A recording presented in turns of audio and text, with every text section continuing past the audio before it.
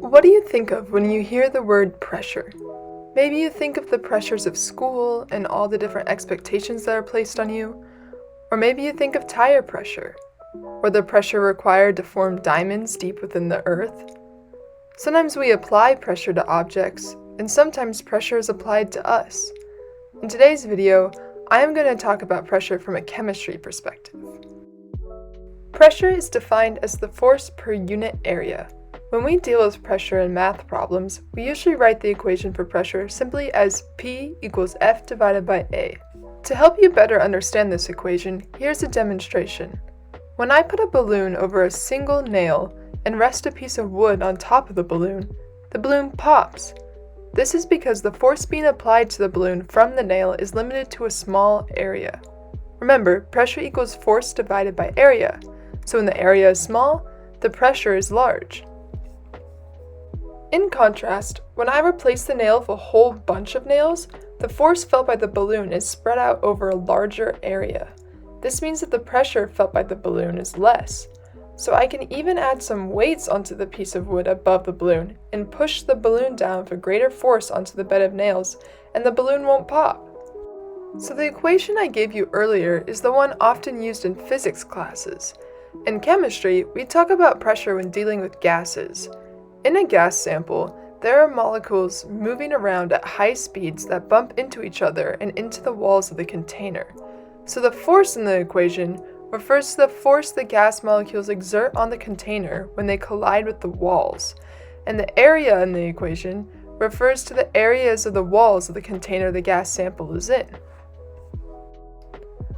Let's check our understanding. So how can we increase the pressure?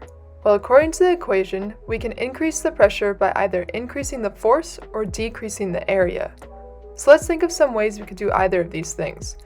If we have some gas sample in a container, how could we increase the force? One way we could do this is by increasing the number of gas molecules in the container. If there are more gas molecules moving around in a container, there will be more collisions between the gas molecules and the walls of the container, so the force felt by the container will be greater. We can decrease the pressure by doing the opposite, by decreasing the number of molecules in the container. This concept can be related to atmospheric pressure.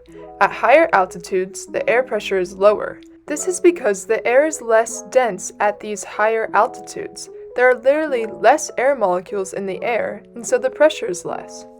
We can also increase the force and therefore the pressure of a gas sample by adding heat. When we increase the temperature of a gas sample, the gas molecules will gain energy and move faster. The faster they move, the more often they will hit the walls of the container, and so the greater the force.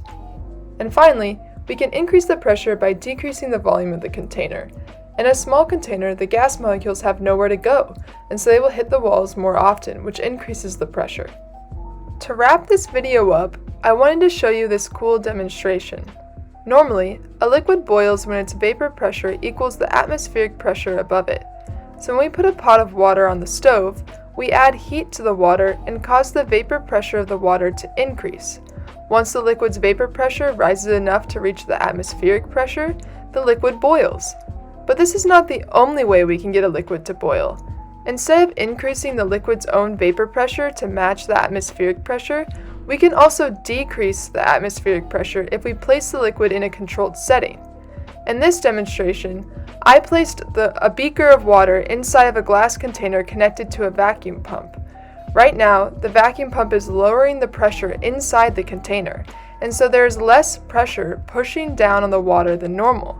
This makes it easier for the water molecules to escape out of the liquid.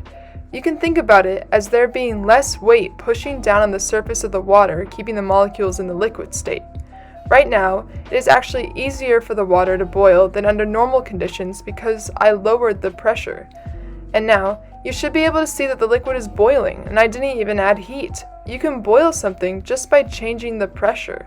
The water in this beaker is at room temperature. It's not even hot.